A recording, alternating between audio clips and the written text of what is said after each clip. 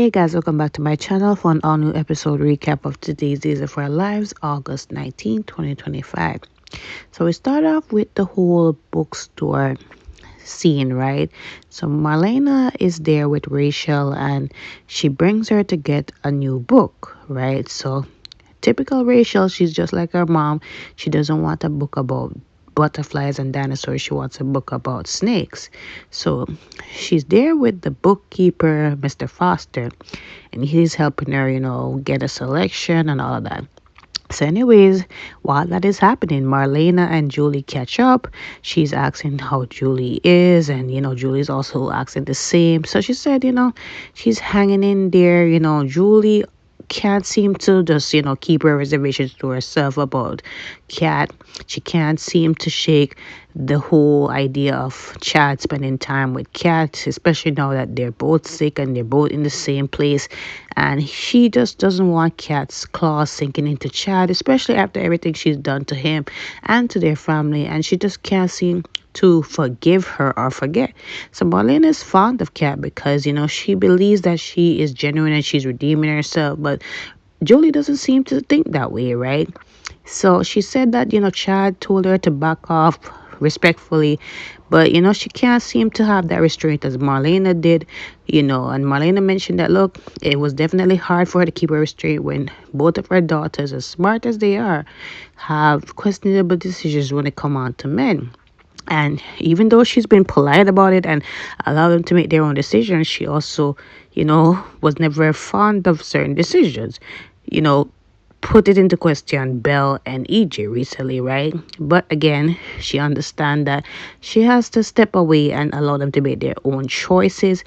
And, that's what it is. So she just implored Julie to also try to have some restraint. And, Julie is finding it hard to do that, right?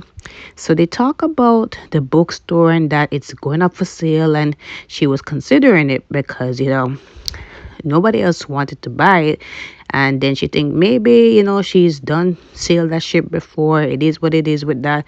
And Marlena said maybe you need to rethink it and actually go for it because you were a successful entrepreneur back then. Don't knock the opportunity, right? So they talk about the loss of their husbands and how they've had to really do life without them, and it's definitely been difficult. Time definitely doesn't heal all wounds, but with their friends and family support, it has been a little bit easier, right? So Chanel is back in court to get cross-examined by Belle. Belle asked her about the whole thing with her being on the video. She asked if it was actually her that actually said those things to EJ on the night of his shooting. So she said, no, I did not say those words. It wasn't me. And, I believe that the videos are deep fakes. So she said, that's a strong allegation. Like, why do you think so? She said, I don't know how to prove it, but I promise you, I did not say those words to him, right? It was not me, right? I'm not insinuating. I'm telling you straight up, I did not do it, right? So that was it for her cross-examination. They did replay the video and find out some flaws. I will cover that in the next scene, right? So Johnny's next up, and again he's defending himself because he fired his father, right? So Belle asks him again about the authenticity of the video and asks him if he thinks it's also fake. So he said, yes, I definitely believed it because even though I work at a corporate place at Titan the Mirror, I have a background in film and editing, and I can tell based on certain aspects of the video that is definitely a deep fake.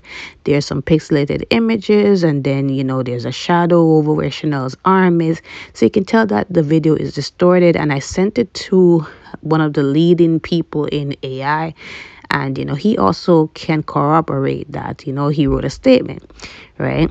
So anyways, they had a recess, and then Chanel is telling him how proud she is of how he conducted himself and all of that. So he's due to give the closing statement. Belle went first, and Belle is just going over the facts of the case, that he was angry at EJ for assaulting his mom. He went over there, confronted him with a gun, and that's really the facts of the case. At the end of the day, the verdict lies in the jury's hand. He comes up, does his closing statement, and it's definitely genuine. He's saying that, look, A lot of people wanted to see my father dead. It's really hard to love him, easy to hate him. But I can assure you that I did not pull the gun on him. I just couldn't.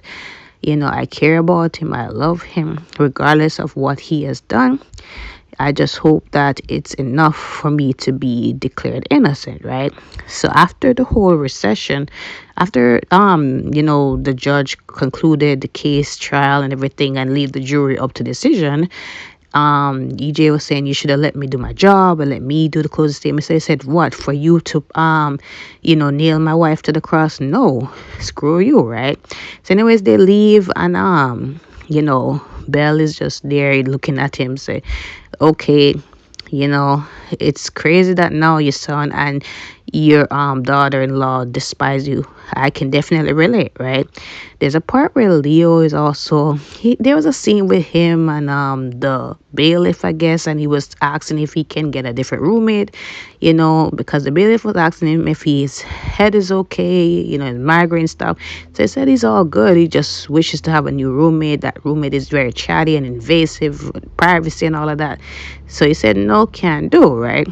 So it wasn't really much to him. At some point he's the jury foreman and he's requesting, something about Roman, not skimping on the chili fries. But that was really it with Leo. So there was nothing much to Chad and Kat seen again, more than they're just fully recovered from this illness that they had. He slept the night there. He was borrowing Aaron's sweater so that he would bring it back at some point, washed and clean, whatever. They talk about how the experience, even though it was, unexpected, he did enjoy being there and he's glad to be back with his kids. She felt a type of way about it, but he explained that, it wasn't hard to be here. I just really, I know they miss me and I miss them. And I know I'm going to get an earful from Julie. And maybe Julie's going to tell Jennifer and the rest of them. But at the end of the day, all I can do is respectfully ignore them. I do enjoy spending time with you. I care about you, right? And the feeling is mutual, right? So, there was nothing much to this scene. Marlena did call Kat and tell her that, look, I'm taking an indefinite leave of absence. So you have to go find a job elsewhere, right? So she said, telling Chad the same thing, and Chad said, I wish I could have a spot for you at Spectator. So she said, I don't think Jennifer and Jack would like that.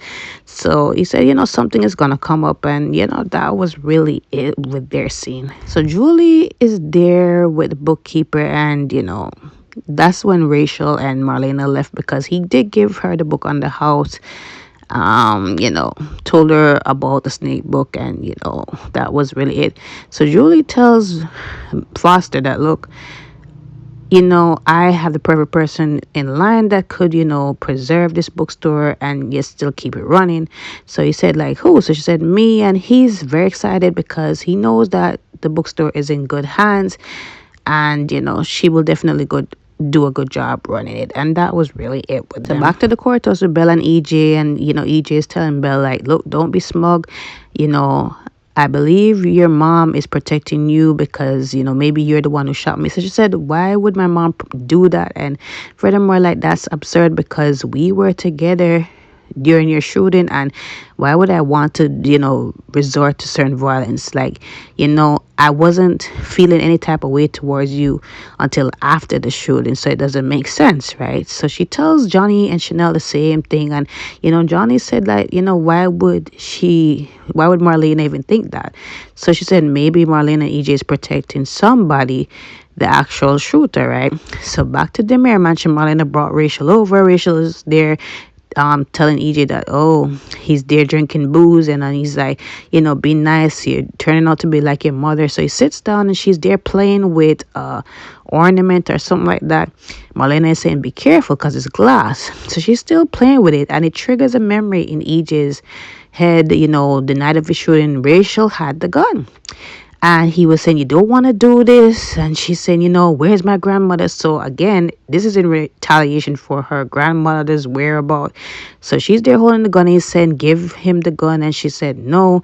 Some point the trigger pull off. And that's when the glass that he was holding shatters. And That's when, in real time, the ornament shatters, and he's now looking at Rachel like, okay, it's you. So Marlena's looking at him like, what did he just figure out? Right? And she's like, oh no, sorry. That's the same thing she said in on the night of the shooting. So now our commenters were right and the public was right. Little Rachel was the one who did it. So let's see how this goes out and how Brady and Kristen gonna feel, because look at what their actions led to with this little girl. But that is it, guys. Don't forget to like, follow, and subscribe to my channel. Comment below your thoughts on today's episode. I will see you guys tomorrow.